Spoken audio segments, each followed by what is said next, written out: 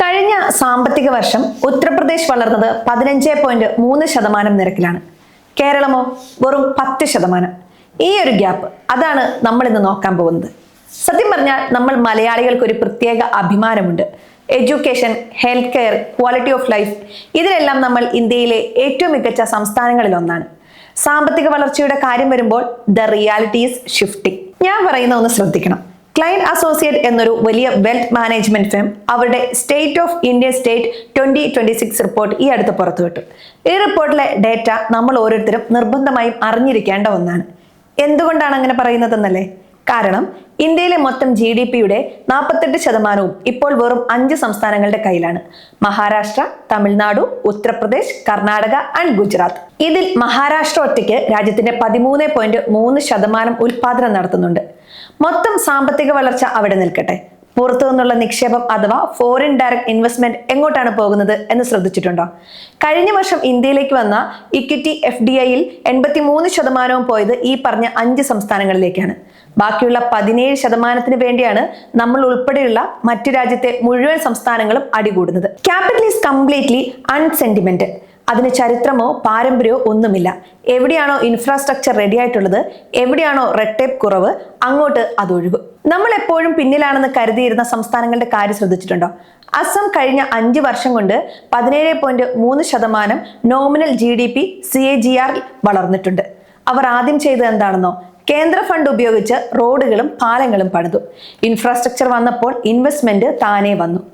UP ആണെങ്കിൽ 15.3% growth. ഇതൊരു വലിയ സംസ്ഥാനം ഇത്രയും വേഗത്തിൽ വളരുമ്പോൾ അത് രാജ്യത്തിന്റെ മൊത്തം സാമ്പത്തിക ഘടനയും തന്നെ മാറ്റും. അവർ നിവേശ് മിത്ര എന്നൊരു സിംഗിൾ വിൻഡോ ക്ലിയറൻസ് പോർട്ടൽ കൊണ്ടുവന്നു. ലാൻഡ് റെക്കോർഡ്സ് പൂർണ്ണമായും ഡിജിറ്റലൈസ് ചെയ്തു. അതുകൊണ്ട് തന്നെ മാസങ്ങളോളം സർക്കാർ ഓഫീസുകൾ ഇപ്പോൾ കയറി ഇറങ്ങേണ്ട.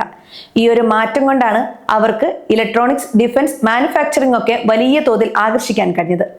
നമ്മൾ വിചാരിക്കുന്നതിലും വേഗത്തിലാണ് ഈ മാറ്റങ്ങൾ അവിടെ നടക്കുന്നത്. കേരളത്തിന്റെ അവസ്ഥ എന്താണെന്ന് നമുക്ക് നോക്കാം. നാഷണൽ ആവറേജ് ഗ്രോത്ത് 14.78% ആയിരുന്നപ്പോൾ നമ്മൾ പറഞ്ഞത് 10%. കേൾക്കുമ്പോൾ 10% എന്നതൊരു വലിയ നമ്പറായി തോന്നും. തൊട്ടടുത്തുള്ള തമിഴ്നാട് 16% വളർച്ച നേടുമ്പോൾ കർണാടക കുതിച്ചുയരുമ്പോൾ നമ്മുടെ ഈ 10% ശരിക്കും ഒരു മുരടിപ്പാണ്. നമ്മുടെ എക്കോണമി ഇപ്പോഴും സർവീസ് സെക്ടറിലും ഗൾഫ് റെമിറ്റൻസിലുമാണ് ഓടുന്നത്. മാനുഫാക്ചറിംഗ് നമുക്ക് വളരെ കുറവുമാണ്. റിപ്പോർട്ടിലെ ഏറ്റവും അലാമിംഗ് ആയ കാര്യം നമ്മൾ ഫിസിക്കൽ ഹെൽത്ത് ആണ് ഫോക്കസ് ചെയ്യുന്നതാണ്. കടബാധ്യതയുടെ കാര്യത്തിൽ കേരളം ഇപ്പോൾ ഏറ്റവും താഴെയുള്ള കാറ്റഗറിയിലാണ്, പഞ്ചാബിനും പശ്ചിമ ബംഗാളിനുമൊപ്പം. സർക്കാർ ഉണ്ടാക്കുന്ന വരുമാനത്തിന്റെ വലിയൊരു പങ്കും ശമ്പളം, പെൻഷൻ, പഴയ കടത്തിന്റെ പലിശ എന്നിവ കൊടുക്കാൻ തന്നെയാണ് ഉപയോഗിക്കുന്നത്. അതിനുശേഷം ക്യാപിറ്റൽ എക്സ്പെൻഡിച്ചർ, അതായത് പുതിയ റോഡുകൾ ഉണ്ടാക്കാനും IT പാർക്കുകൾ വികസിപ്പിക്കാനും AI ഹബ്ബുകൾ തുടങ്ങാനും സർക്കാരിന്റെ കയ്യിൽ വലിയ തുക ബാക്കിയില്ല. ഇൻഫ്രാസ്ട്രക്ചർ ഇല്ലാതെ പ്രൈവറ്റ് ഇൻവെസ്റ്റ്മെന്റ് വരില്ല. നിങ്ങളുടെ വീടിനടുത്തുള്ള റോഡ് നന്നാക്കാൻ ഫണ്ട് ഇല്ലാത്തതും ഒരു ചെറിയ ബിസിനസ് തുടങ്ങാൻ പോകുമ്പോൾ കിട്ടുന്ന സപ്പോർട്ട് കുറയുന്നതുമെല്ലാം ഇതിന്റെ നേരിട്ടുള്ള ഫലമാണ്. ഇതിന്റെ യഥാർത്ഥ ഇമ്പാക്റ്റ് അനുഭവിക്കുന്നത് ആരാണ്? നമ്മൾ ഓരോരുത്തരുമാണ്. ലക്ഷക്കണക്കിന് മിടുക്കരായ കുട്ടികൾ നമ്മുടെ നാട്ടിൽ പഠിച്ചിറങ്ങുന്നുണ്ട്.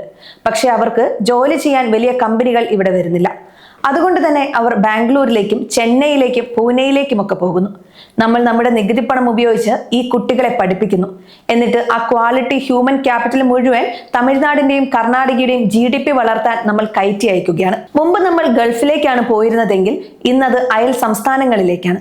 നമ്മൾ ഒരുപാട് കാര്യങ്ങളിൽ മുൻപന്തിയിലാണ്. അത് സംരക്ഷിക്കാൻ നമുക്ക് സാമ്പത്തിക അടിത്തറ വേണം. വെൽഫെയർ സ്കീമുകൾ മാത്രം പോരാ, വെൽത്ത് ക്രിയേഷൻ കൂടി നടക്കണം. ഈ 2 കാര്യങ്ങളും ഒരുമിച്ച് കൊണ്ടുപോകാൻ കഴിഞ്ഞില്ലെങ്കിൽ നമ്മുടെ സിസ്റ്റം തകർന്നു പോകും. മാറുന്ന ഇന്ത്യക്കൊപ്പം നമ്മളും മാറണം. പുത്തൻ ഇൻവെസ്റ്റ്മെന്റ് പോളിസികളും നമ്മൾ കൃത്യമായി ഒബ്സർവ് ചെയ്യണം. ഇത് പെട്ടെന്ന് ലാഭമുണ്ടാക്കാനുള്ള എന്തെങ്കിലും വഴിയല്ല, പക്ഷെ നിങ്ങളുടെയും നിങ്ങളുടെ കുട്ടികളെയും ഭാവിയെ ബാധിക്കുന്ന കാര്യമാണ്.